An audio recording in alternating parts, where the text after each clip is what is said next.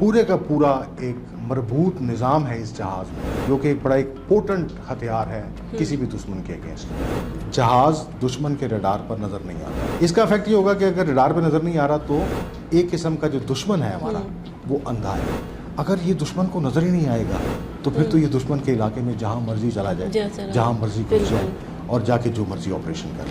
कि J-10C की क्या कैपेबिलिटीज हैं और वो क्या कर सकता है। अब 1250 किलोमीटर ज़रा सोचिए कि अगर यहाँ से टेक ऑफ किया है तो हमारे दुश्मन के मुल्क के अंदर, उसके इलाके के अंदर कहाँ ये पहुँच सकता है बगैर नजर आए। मैक्सिमम स्पीड इसकी जो है वो तकरीबन 1.8 मार्क है, यानी कि ये आवाज़ से 1.8 गुना रफ्तार से सफ़र करता है। हम दुश्मन को बगैर नजर आए उसके इलाके में कहीं भी जा सकेंगे, कोई भी ऑपरेशन कर सकेंगे। और सबसे बड़ी बात, ये एक स्ट्रेटेजिक है। दुश्मन अपने जख्म चाट रहा है तो वो डेफिनेटली इस कैपेबिलिटी से ऊपर जाने की कोशिश करेगा।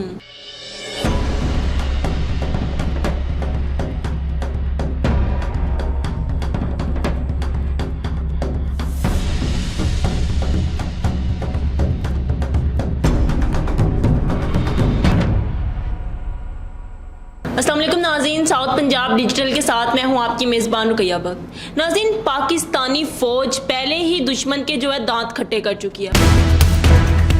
भारतीय टेक्नोलॉजी और उसके राफेल तैयारे राख का ढेर बना चुकी है और अब पाकिस्तान अपनी टेक्नोलॉजी में मज़ीद इजाफा करने जा रहा है। एक मैजिकल टेक्नोलॉजी जिसकी वजह से दुश्मन कभी सोच भी नहीं सकेगा पाकिस्तान के ऊपर हमला करने के लिए। इसी मैजिकल टेक्नोलॉजी पर बात करने के लिए आज हमारे साथ मौजूद हैं air commodore retired Muzammil Jibran. अस्सलाम वालेकुम सर, कैसे हैं आप? वालेकुम अस्सलाम रहमतुल्लाह। सर, जैसा पाकिस्तान पहले ही दुश्मन के लिए बहुत ख़तरनाक था लेकिन अब मज़ीद ख़तरनाक हो रहा है, जैसे कि अब J-35 जो है पाकिस्तान ख़रीद रहा है, कब पाकिस्तान आएंगे और कितने ख़रीद रहा है पाकिस्तान? जी, J-35 अल्फ़ा चाइना का इस वक्त सबसे पोटेंट और फ्लैगशिप फाइटर जहाज़ है। इसकी डील हमारे chief of the air staff air chief marshal Zaheer Ahmed Babar Sidhu ने जनवरी 2024 में की थी और इसकी एक्सपेक्टेड डिलीवरी जो है ये अगले साल मिड के बाद होना थी। लेकिन अब शायद आजकल के हालात को पेश नज़र रखते हुए इसकी डिलीवरी शायद थोड़ी सी जल्दी हो जाएगी। सर, पाकिस्तान के पास पहले ही इतने अच्छे जो है तैयारे मौजूद हैं, इतनी अच्छी टेक्नोलॉजी मौजूद है और हमारे दुश्मन के पास जो है वो राफेल मौजूद थे, तो अब जो पाकिस्तान J-35 खरीद रहा है इसकी कैपेबिलिटी क्या है? क्या वो राफेल से ज़्यादा है? पुराने वक्तों में फाइटर जहाज़ों का अपना अपना रोल हुआ करता था। कुछ जहाज़ ऐसे होते थे फाइटर्स जो सिर्फ इंटरसेप्शंस के लिए और डिफेंस के लिए यूज़ होते थे। कुछ फाइटर तैयारे ऐसे होते थे जो कि बम्बार कहलाते थे, जो कि दुश्मन के इलाके में घुसकर बमबारी करते थे। कुछ तैयारे ऐसे होते थे जो कि इलेक्ट्रॉनिक वॉरफेयर के लिए इस्तेमाल किए जाते थे स्टैंड अलोन। टेक्नोलॉजी जिस तरह आगे बढ़ रही है, अब ये सब चीज़ें एक ही जहाज़ में कंबाइन होती जा रही हैं और अब जो फाइटर जहाज़ आते हैं उनको आप मल्टी रोल फाइटर जेट्स कहते हैं। JF-35 जो है ये एक मल्टी रोल फाइटर जेट है। इस वक्त चाइना की टेक्नोलॉजी का सबसे बड़ा फ्लैगशिप जो है वो यही है। एक्सपोर्ट उसमें वर्जन में उनके अपने पास इसका जो लोकल वर्जन है वो J-20 है, लेकिन जो एक्सपोर्ट वर्जन है वो J-35 अल्फा के नाम से वो एक्सपोर्ट कर रहे हैं और ये एक मल्टी रोल फाइटर है। इसका मतलब ये हुआ कि ये ना सिर्फ एयर डिफेंस इंटरसेप्शंस के लिए इस्तेमाल हो सकता है, अपनी सरहदों की हिफाजत के लिए, दिफा के लिए, दिफाई रोल में, बल्कि दुश्मन के इलाके में डीप अंदर पेनिट्रेशन करके बमबारी भी कर सकता है। इसके अंदर इलेक्ट्रॉनिक वॉरफेयर की कैपेबिलिटीज़ भी मौजूद हैं। ये एक पूरे का पूरा एक मरबूत निज़ाम है इस जहाज़ में, जो कि एक बड़ा एक पोटेंट हथियार है किसी भी दुश्मन के अगेंस्ट। तो डेफिनेटली इसकी इंडक्शन से और हमारी ऑलरेडी जो इस वक्त बहुत कामयाब किल चेन है उसके अंदर इसकी फ्यूजन से पाकिस्तान एयरफोर्स की एयर पार कैपेबिलिटीज़ में बेपनाह इजाफा होगा। सर, जैसे कि राफेल हमारे दुश्मन के पास मौजूद थे लेकिन उनके पायलट्स को वो उड़ाने ही नहीं आए, लेकिन J-35 अभी पाकिस्तान में आया ही नहीं है और हम सुन रहे हैं कि हमारे पायलट्स इसकी ट्रेनिंग पहले से ही मुकम्मल कर चुके हैं, तो इस बात में कितनी सदाकत? जी, जैसे मैंने गुजारिश की कि क्योंकि इसका ऑर्डर तो जनवरी 2024 में हो चुका और अब अगले साल के मिड तक इनकी डिलीवरी और इसकी इंडक्शन पाकिस्तान एयरफोर्स में, पाक फ़िज़ाइया में थी, तो टाइमलाइंस तो हमारी बिल्कुल अपने वक्त पे चल रही हैं। हमारे जो पायलट हैं वो काफ़ी अरसे से इस पे अपनी जो ग्राउंड ट्रेनिंग और फ्लाइंग ट्रेनिंग वो चाइना में इसकी ट्रेनिंग मुकम्मल कर रहे थे और वो अपनी ट्रेनिंग मुकम्मल कर चुके हैं। बस अब तो सिर्फ ऑर्डर की डिलीवरी रह गई है। जो फाइनल चेक्स हैं, उसकी जो चेक फ्लाइट्स हैं, इस तरह की जो चीज़ें हैं, बस वो सिर्फ थोड़ी बहुत रह गई हैं। और उसके बाद अनकरीब हमारी आवाम ये ज़बरदस्त तैयारा, नया सरप्राइज है आवाम के लिए। जी बिल्कुल, आवाम के लिए भी सरप्राइज और उससे बढ़कर हमारे दुश्मन के लिए सरप्राइज है। अनकरीब ये हमारी फिजाओं में होगा और फिर दुश्मन देखेगा। बिल्कुल, दुश्मन हमारा, हमें यही समझता था ना कि शायद पाकिस्तान जो है वो कमज़ोर है, क्योंकि हमने कभी जारियत का मुजाहरा ही नहीं किया था। ये जहाज़ एक स्टेल्थ कैपेबल जहाज़ है, स्टेल्थ कैपेबिलिटी का हामिल। स्टेल्थ कैपेबिलिटी क्या है कि जहाज़ दुश्मन के रडार पर नज़र नहीं आता। क्यों नज़र नहीं आता? पहली चीज़, इसका डिज़ाइन इस तरह का होता है जो कि किसी भी रडार की शुआओं को रिफ्लेक्ट नहीं होने देता और वो रिफ्लेक्टेड शुआएं वापस रडार पे नहीं पहुंचती, जिसकी वजह से ये रडार पे नजर इसकी डिज़ाइनिंग की काफ़ी तारीफ की जा रही है। जी बिल्कुल, जी बिल्कुल, ये इसकी डिज़ाइन की खासियत है। दूसरी चीज़, इसके अंदर जो मटेरियल्स इसकी कंस्ट्रक्शन में इस्तेमाल होते हैं, मकसद उसका सिर्फ यही होता है कि किसी भी रडार की शुआएं जब इस जहाज़ पे पड़ें तो वो वापस मुनक्किस ना हो और दुश्मन को ये जहाज़ नज़र ना आए।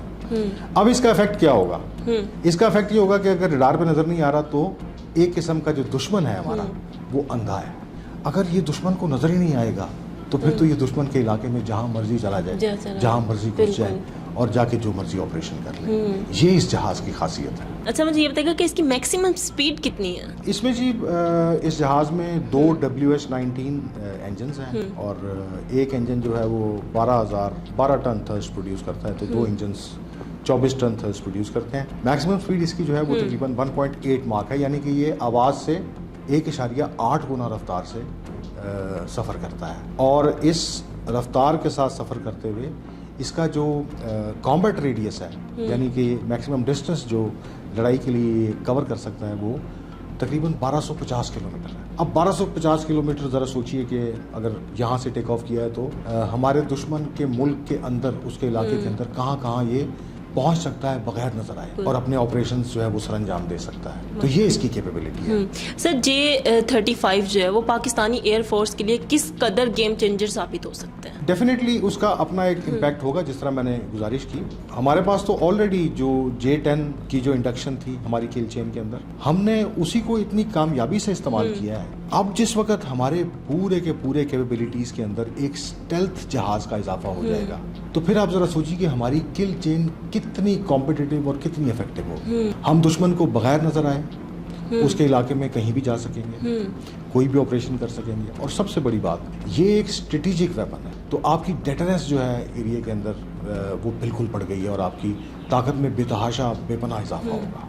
सर, इसकी डिज़ाइनिंग के बारे में बहुत बात की जा रही है कि जो इसकी मतलब डिज़ाइनिंग है वो दुश्मन को तबाह करने की सलाहियत रखती है, कि मतलब कोई भी इसका मुकाबला नहीं कर सकता। इसकी डिज़ाइनिंग इस तरह से की गई है। इसकी डिज़ाइनिंग जी, जिस तरह मैंने बताया कि स्टेल्थ में, उसमें शायद एक चीज़ जो स्टेल्थ कैपेबिलिटी है इसकी, उसमें एक रीज़न ये भी है कि इसके अंदर जितने वेपन्स या मिसाइल ये कैरी करता है वो जहाज़ के अंदर कैरी करता है, बाहर कैरी नहीं करता। तो जिसकी वजह से ये इसकी स्टेल्थ जो है कैपेबिलिटी वो और एनहेंस हो जाती है। या आप यूँ कह लीजिए कि जो स्टेल्थ जहाज़ होते हैं उनमें जो हथियार हैं वो जहाज़ के अंदर कैरी किए जाते हैं। तो इसमें भी एलोंगेटेड दरमियान में इसके एक बे है जिसके अंदर PL-15 तो अभी हमने J-10 से यूज़ किया और ब्लॉक 3 J-17 से यूज़ किया। इसके साथ जो नया हमारे पास एक और कैपेबिलिटी आएगी वो होगी PL-21।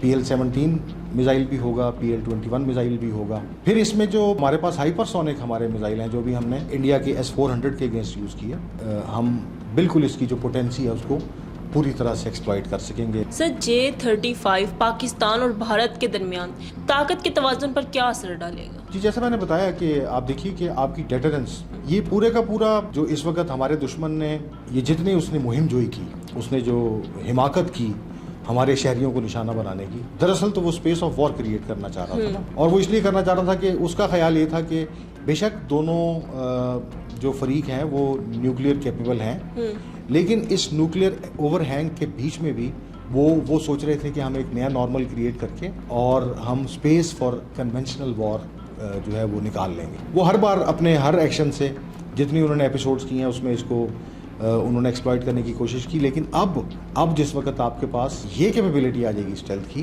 तो आपकी डेटरेंस इतनी ज़्यादा हो जाएगी कि शायद हम हमेशा से कहते हैं, जिस बात के हम दाई हैं कि there is no space for conventional war, क्योंकि किसी वक्त भी कोई चीज़ भी थोड़ी ऊपर नीचे होगी तो दो फरीक जो कि न्यूक्लियर केपेबल हैं वो फ़ौरन न्यूक्लियर हथियारों के इस्तेमाल पे जा सकते हैं।